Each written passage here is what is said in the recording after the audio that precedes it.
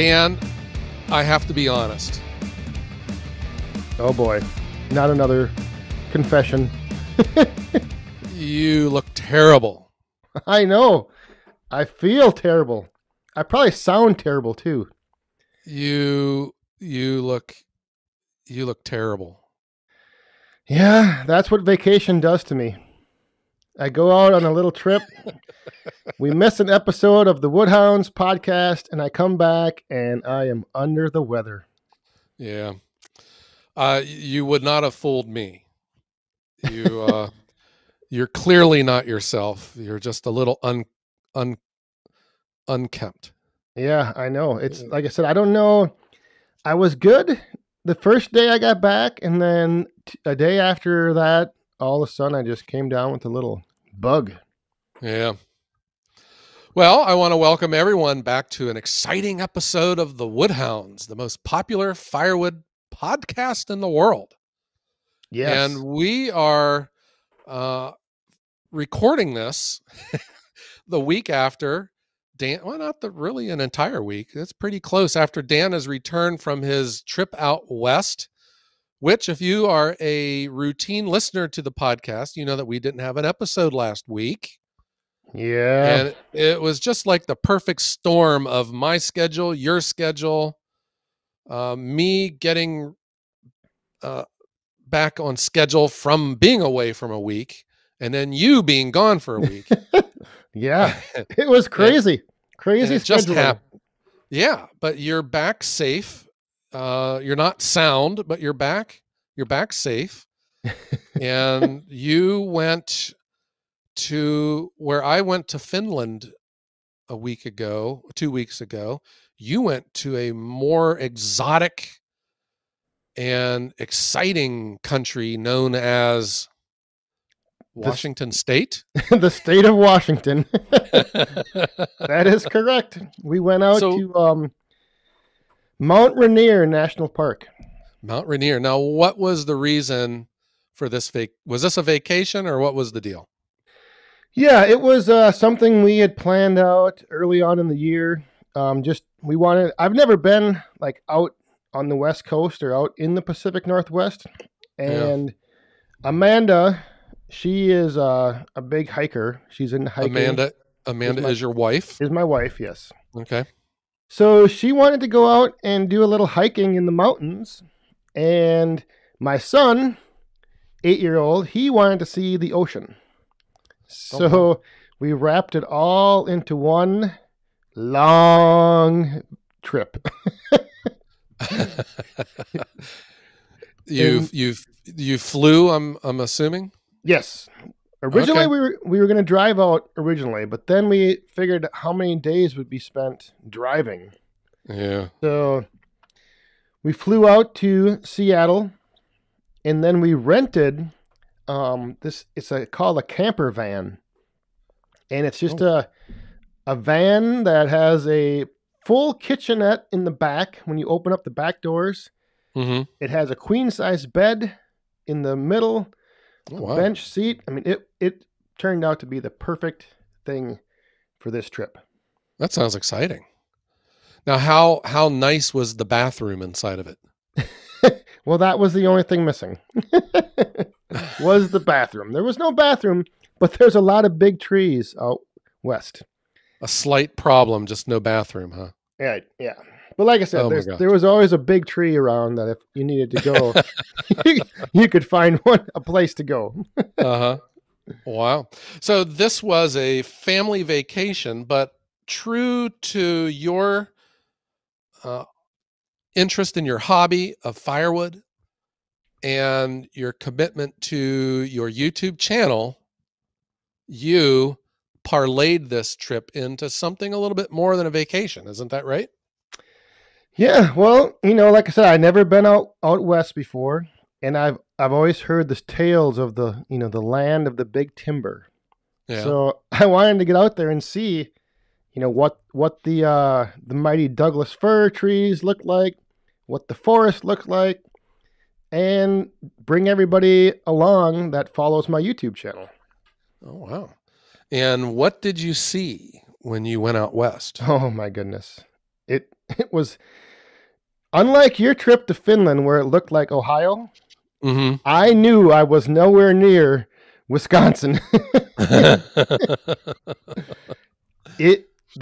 trees are amazing. I mean, they're huge and they're everywhere. Uh-huh. It's just thick forest, and the size of these trees, I just could not get over how big and how straight and how tall they were. Oh, wow. When you say big, you mean like big around? Yeah, I mean, I don't even know how many diameter feet they were, but with my arms spread out, I could maybe get around like a fourth of it. It was just huge. I think they have a term for that. I think it's called really big. Yes, really, really big. And these are all like soft wood, right? Pine, fir, spruce. Yep. What is it out there? All of that. Everything is pine and Douglas fir and the spruce. I know there's a little maple here and there mixed in, but mostly it's fir, spruce, pine. Wow. And then when you're out there, every time when I think of the Pacific Northwest, I just think of gray, overcast, cloudy days, and there's always a mist of rain in the air. Yes. Was that what it was like? The first 3 days that we were staying in, we were on the west side of Mount Rainier, and the first 3 days, every morning you could not see the tops of the mountain. Oh, wow. It was just cloudy, overcast, like you said, kind of drizzly, dreary days. But then the last 3 days, it was clear skies every day. Just no kidding. Complete opposite. And then how close were you to the ocean? Well, so we went to the west side of Mount Rainier National Park for 3 days. Then we drove over to the ocean and stayed at Kalaloch Beach Campground for a night. And then we drove back to the east side of Mount Rainier National Park. What's Mount Rainier look like? Is it like a volcano kind of a looking mountain, or? Yep. Is it just like one mountain that just comes out of the ground, or is it like an entire chain of mountains and you don't know where they end and you don't know where they begin? It's part of a chain of mountains, but Mount Rainier itself stands well above all the other ones. I mean, almost twice the size of any mountain around it. It's just and huge. You can see the peak from the base where you're at. Depending on how close you are, you to see like the actual summit and like the kind of the whatever they call that, the cone or the top of the volcano. You need to be kind of a little ways away. But I mean, when you're driving to it, you're 40 miles away from it, and it looks like it's a mile away. It's just huge. Wow. Is it snow capped still in the summertime? Yep. Yeah, there's I think there's something like 11 glaciers on it, like individual glaciers around the mountain. It's pretty big. And can you like walk to the top of it? No. You can, I believe, if you go above 10,000 feet, you need to have you need to register, and you need to have I think a guide with you. No kidding. Or maybe not the guide, but I know that they do use Mount Rainier for training to climb Mount Everest. Huh. So you have to hire a Sherpa. Yes. But we went on it was about a 6-mile hike the one day. My son and I went with Amanda, and I will tell you, going up these mountain trails, I was gassed out. Plus, are you at altitude where you kind of feel it, or you weren't that high? Yeah, we were above 6,000 feet. So we were, above a mile high. So there was a little bit of that, but just, I mean, and I'll tell you, my Amanda, my wife throughout the whole trip hiked over 100 miles. No kidding. Like in the time that we were out there, like one day, I think she did 22 miles hiking in the mountains. And then the next day, 15. And I was like, I'll wait here at the campsite. Go ahead. Well, you were severely handicapped though, because you were walking those trails carrying your chainsaw with you, right?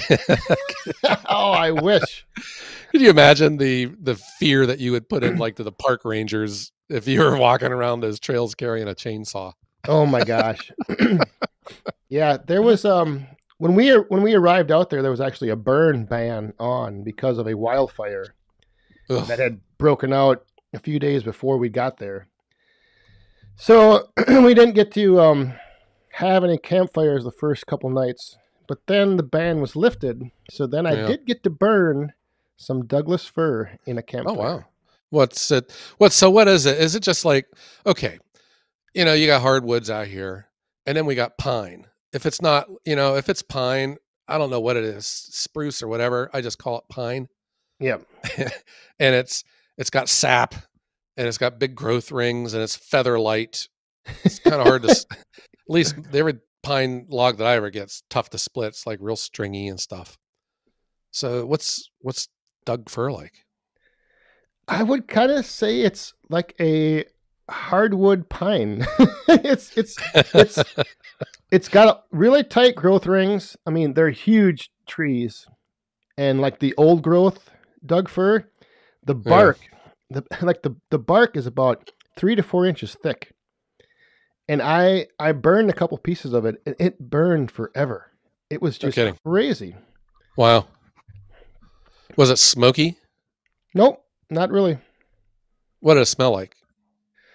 It kind of had that, that pine pitch smell to it. It had a unique smell though. It wasn't like, regular like pine that I'm used to. Yeah. So it did have a little unique smell to it. And I mean, like I said, it seemed a little like a class above just regular pine, but it was still, I think a softwood, or considered a softwood, but wow. it's the main firewood out there. So, So did you see any firewood stands or firewood operations or anything like that?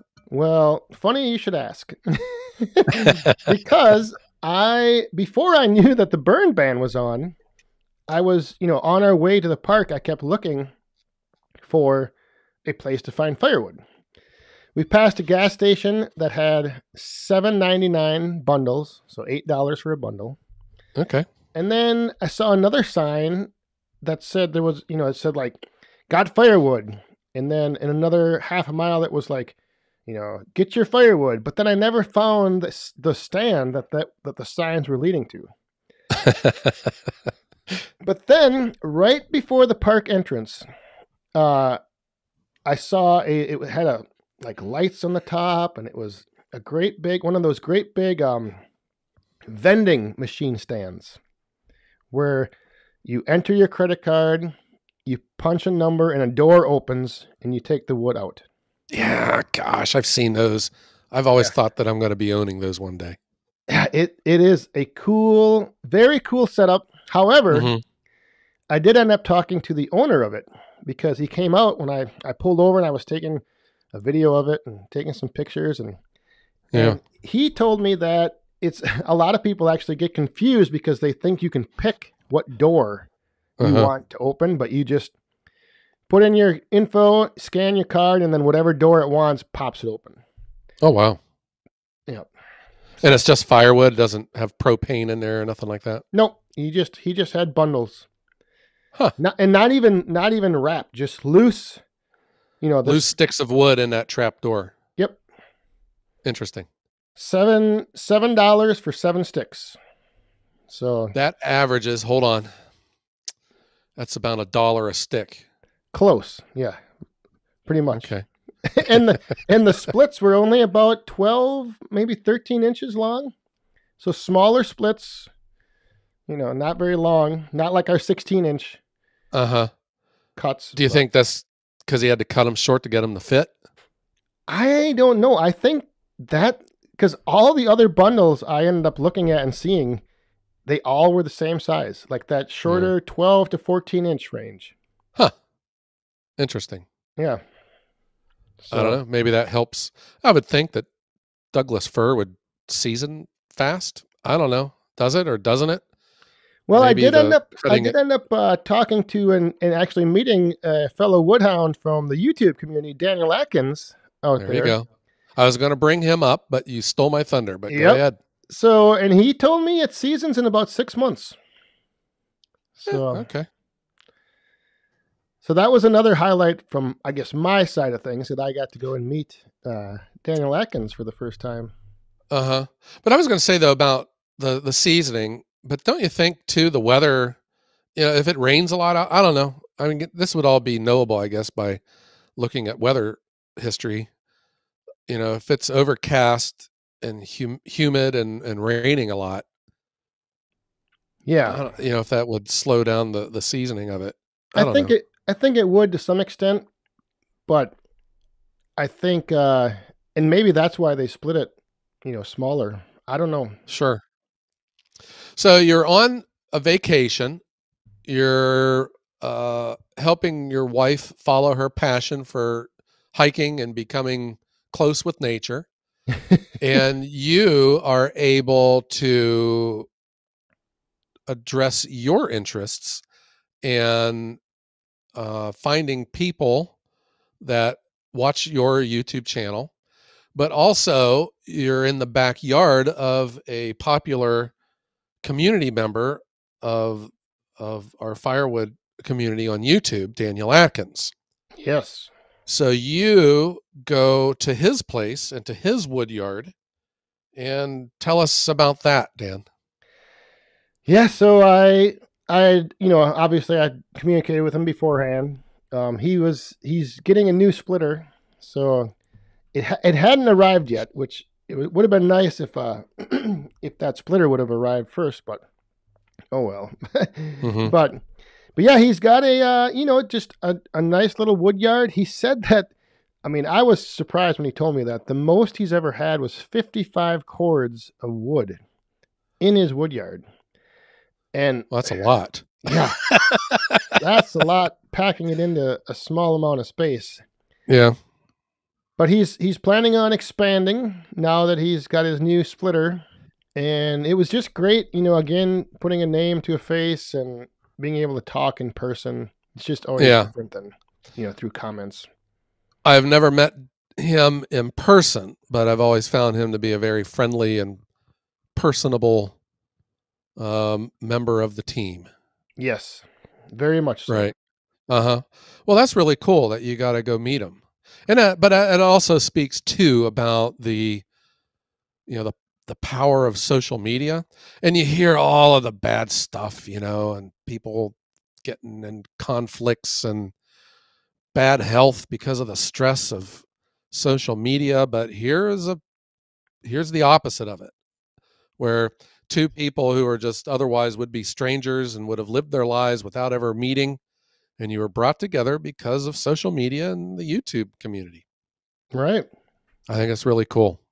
It is very cool. And back to the vending machine firewood stand. The owner of that stand actually had seen some of my videos and watched my channel and could not believe I was standing in front of his wood stand. No kidding. That's really cool. He for a while he couldn't really complete a sentence because he was kind of he was starstruck. He couldn't believe that it was happening. He's like, "What? Oh my goodness! What are you doing here?" If I would to have ever met Jodie Foster, I would probably experience the same thing. And now he's met the Dan from Back 40 Firewood. Yeah. Crazy stuff. But all in all, it was, a great trip. The only thing I will say is I was missing the wood yard, and I think if I were to do it again, I might only go for 5 to 6 days instead of 8 days. Oh wow! I did came too long for you, huh? Yeah. I got back and I needed a vacation from the vacation. That problem. I know what you mean. Just get behind on everything. You feel like you need to catch up now, and yeah. Did you?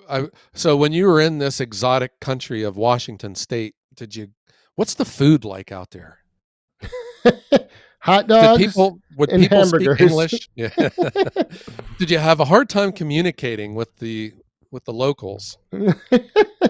Not at all. We No. didn't communicate, and no, the nice thing is that at the national parks, the campgrounds, there's two big campgrounds, and they're first come, first serve. So you don't need reservations. Yeah. You can just get there, pick out your site, and it's like $20 a night to camp. There you go. So like every night, we were cooking out of that camper van, having hot dogs, having wraps, having burgers. And the other thing that was kind of interesting dynamic going on was that all the other people in the campgrounds, like they weren't there like your typical campground here in Wisconsin where like you have families with kids and they're just there to hang out. All these people at the campgrounds were like either hikers or, I don't know, they were going down the White River rafting or fishing or something, but they were all in bed by dark. Like everyone's asleep. Oh, wow. Like they play hard and go to bed early, huh? Yes, they get back from their hikes, they make their meal, and they go to bed. There's like that lifestyle of that person that lives that lifestyle where they wear those those Patagonia pullovers and those Yep. expensive ball hats with these Timberland boots. Yep. Yeah, and they go walk through the woods with their water bottles, and then they come home and they eat granola infused egg whites, right? Yep. And then they go to bed early in their $900 pop tent. Exactly. But I would never stereotype that lifestyle. Okay? No. Now, did people out in Washington have an accent? Not that I could pick up on, No? but again, I didn't talk to many people. Uh, So it was kind of strange, we didn't have a lot of social interaction. yeah. When they would talk about their state, would they call it Washington or would they call it Washington State? I don't know if that ever came up. No, I always wondered that because it's interesting that people like, out here on the eastern part of the country, when you mention Washington, they always say Washington State. I guess to distinguish it from Washington, D.C. Right. Or here in Ohio, we have Washington Courthouse, which is a town. But that always interested me. But you didn't go into Canada. You didn't go into Oregon. You didn't do anything else. Nope. Did you go to Seattle? I flew over Seattle. That's about it. Close enough. Yep. All right. I did find out that Washington State has a very high liquor tax. Oh, wow. When you buy alcohol, you are taxed heavily. No kidding. Yes. Like a $22 bottle of rum, you can add on about $6.50. No kidding. Yeah. I was very surprised. Was it the same for beer also, or just the hard stuff? I think beer is a little bit less, but not much. Okay. Yeah. All right. And they have fast food restaurants out there just like we do here? Oh, yes. They have grocery stores and traffic lights. Yep. And the other thing that was interesting is when we were driving over to the coast on Friday, I bet you we met 100 log trucks. I mean, just every other vehicle we'd meet would be a log truck, and some of them had like 4 logs was the whole load. They're just because they were that big. Huge, yeah. Wow, just huge. But the timber industry out there is just booming, and I mean, I always, here in Wisconsin, when you go and like drive down through the farmlands, you like think, oh, there's a lot of trees on those hills, and you're like, I don't ever see how people could be complaining about not having enough trees. And Yeah. then when you go out there, there's so many more. It blew my mind how many trees there are. Oh, wow. It just, and the Did forest is so thick. Just, uh, did you see any, you know, forest, what the former forest where they were just clear cut, or like signs of like forest fires, in the past?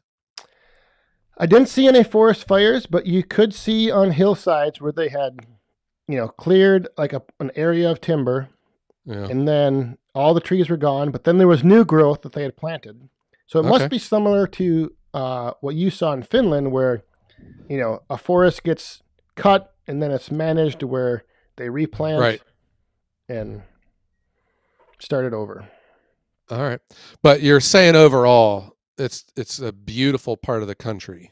Amazing, very beautiful. If you get the Wow. chance, go out and see the Pacific Northwest. Interesting. I have traveled all over this country. I haven't been to Alaska, but of the contiguous states, there's only 2 states that I have not been in, and that's Ooh. Washington and Oregon. Oh, Yeah. well, there you go. I drove out west in my 1988 Ford Escort one year, and that was my plan, was to hit everything. But when I got up to that part, I was like, the heck with it.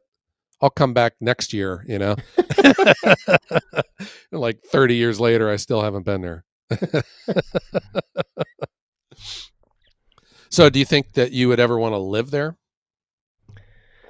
No, No? no.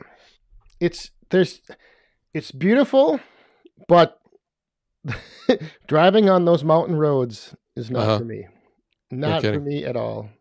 You're a And flatland. Well, you're from the farmlands. You're from yes, dairy country. yes. Uh-huh. And it's just too far in between things. I don't know. Yeah. No, I'm with you. Yeah. I've been to a lot. I think all of us can say, we've been to places we just love it there, but you wouldn't want to live there. Yeah. My one previous job, I traveled all over the country. I was just in just about every major city of every state. And the more places that I traveled, the more I liked it where I came from. Yep. you know, I and would then other agree. people would say, I would never want to live where he lives. Yeah. Come to Ohio. Oh, I don't Yeah. want to live there. No, thanks. Yeah. Never heard of it. All right. Well, Dan, that sounds like you had a blast out there, and then you get to come home. Yep. But coming home means that I get to go on another little trip here in about a week. Oh my. And that Could there is, be, I was going to say, is it going to be nicer than where you were? I think it is. it could And be, possibly, explain why. the great state of Ohio. Yes. The state that's high in the middle and round on both ends. Oh, and it's Yeah. going to be a good Ohio. time. What Dan is talking about is the live stream known as All Roads Lead to Ohio 2.0. And it's going to be on Friday, October the 7th at 9 a.m. Eastern Time. So our listeners from Europe and parts unknown will have a good opportunity to check in and see our live stream. It's going to be from the Ohio Woodburner Woodyard in Northeast Ohio, and it is going to be a blast. We're going to have a lot of people there, and it's going to be fun.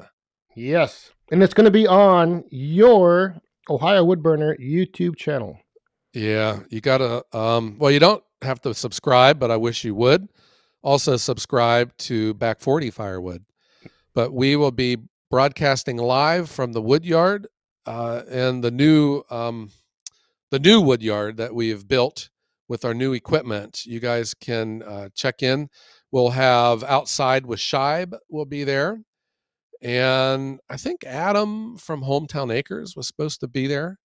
And then we're going to have some dignitaries from the industry, but I don't know if they'll be there for the live stream.